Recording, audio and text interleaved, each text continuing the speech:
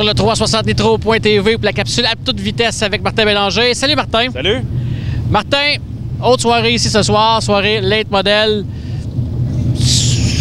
Écoute, on les a vus au Québec. Oui. Belle petite série. Série qu'on dit pas trop cher. Puis il donne toujours un bon spectacle quand même. Oui, ce soir, c'est une autre série qui est ici. C'est la Northeast Late Model Alliance, qui est une série qui englobe ici Brighton, Fulton puis Genesee Speedway. C'est un mélange de ces 4 pistes-là. Puis on a beaucoup de pilotes qui est assemblable à la série Rush qui est allée au Québec. Donc, justement, derrière nous, on a les voitures de Charlie Sandercock. En ce moment, on a près entre 16 et 18 voitures qui sont ici ce soir. Donc, je pense que ça va être un très bon spectacle. Martin, il y a un gros show qui s'en vient dans la semaine prochaine, si je ne me trompe pas. Oui. À Orange County. J'aimerais que tu me parles un peu de cette chose que il n'y a pas d'argent à faire là. Non, ben c'est ça. C'est l'événement le plus riche, je pense, de l'histoire pour les pilotes modifiés. On va donner 100 000. Le Orange County célèbre leur 100e anniversaire cette saison. Puis les commanditaires là-bas, Almar est très pesant là-bas, le commanditaire de Stuart Friesen. Puis on va avoir une finale de 160 tours le samedi qui va payer 100 000 $ au vainqueur. Je pense que c'est 1000 ou 1500 pour partir. Mais c'est le 100 000 qui fait jaser beaucoup. Puis ça commence le jeudi. Il y a des courses le jeudi, le vendredi, puis le samedi. Puis je pense qu'il y a des 100 tours le jeudi et le vendredi également, avec des 10 à 15 000 au gagnant également. Donc il y a beaucoup d'argent au cours du week-end. C'est du jamais vu, parce que si on compare maintenant avec Super Dirt Week ou avec d'autres événements qu'on a dans le coin ici, puis ça va être vraiment autre chose. Moi, la seule chose que je déplore, c'est qu'ils font ça en plein milieu de l'été. Ça va faire mal aux autres pistes parce qu'il y a plusieurs des gros noms qui ont déjà confirmé leur place pour cette course-là, dont Matt Shepard. Donc, Matt Shepard, ça veut dire qu'il sera pas à Land of Legends, Stuart Friesen. Tous les gros noms ont pas mal déjà confirmé qu'ils seraient du côté de Middletown à Orange County. Donc, moi, c'est cette petite portion-là que je déplore un peu parce que les pistes qui ouvrent quand même un samedi soir d'une façon régulière, il y a bien des tracks qui vont travailler quand même avec Middletown qui ne donneront pas de points ou vont donner des points de présence à l'autre piste. Mais ça risque de faire mal côté business parce que tu vas perdre des amateurs puis tu vas perdre également des bons coureurs. Tes vedettes risquent d'être du côté de Middletown. Moi, je pense, Martin, que plus que ça va avancer dans les années, plus qu'on va assister à ces genres de programmes-là, parce qu'on sait que les programmes plus locaux commencent à être plus difficiles à attirer. Là, je pense qu'on va commencer à mettre beaucoup plus d'événements, beaucoup plus payants. Ben, j'ai l'impression que ça, il va y avoir beaucoup d'yeux rivés, oui, sur la course comme telle, mais comme tu dis, je pense que l'événement, on va voir si ça va faire ce genre de happening, que ça risque de revenir avec les années. Parce qu'on le voit beaucoup dans les late models, dans les sprints. Il y a beaucoup de shows à 15, 20, 30, 50, 100 000 que tu as les meilleurs qui se présentent là. Donc, je pense qu'on essaie de faire ça. Puis, notre classe veut pas dans l'État de New York, il y a assez de pistes, puis il y a assez d'équipes ou de promoteurs qui ont les moyens de peut-être être capables de faire ce genre d'événement-là.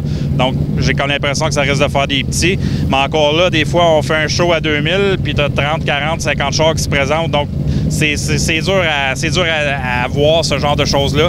Mais présentement, je pense qu'ils vont gagner leur pari parce qu'ils sont rendus à 45 ou 50 confirmés.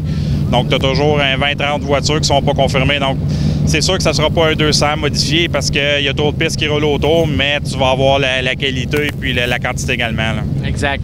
Martin, comme deuxième sujet, une bonne cause qui vous tient à cœur, c'est les enfants dans le besoin pour la rentrée des classes. On sait que la rentrée des classes, ce qui est supposé être gratis, coûte extrêmement cher. Et au Colombo Motor Speedway, vous avez décidé de mettre la main à la pâte pour aider ces jeunes-là. Oui, bien, c'est une initiative, j'avais parlé l'année passée dans un des topos qu'on faisait. On copie un petit peu l'idée de ce qu'ils font à Airborne, puis du côté d'une autre piste américaine, Can-Am.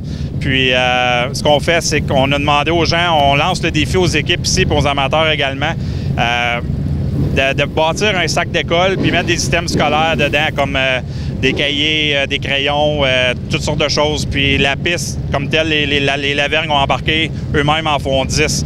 Tantôt, j'ai parlé aux pilotes ici, aux équipes, puis on était déjà rendu à 50, déjà de ramasser, parce qu'il y a une œuvre de charité du côté de Cornwall qui embarque, qui nous en donne 30. Puis déjà ici, j'en ai déjà ramassé un extra 25. Brian McDonald m'en donne 10, puis JF Corriveau a relancé un petit peu Brian McDonald, puis dit je vais vous en donner probablement 15.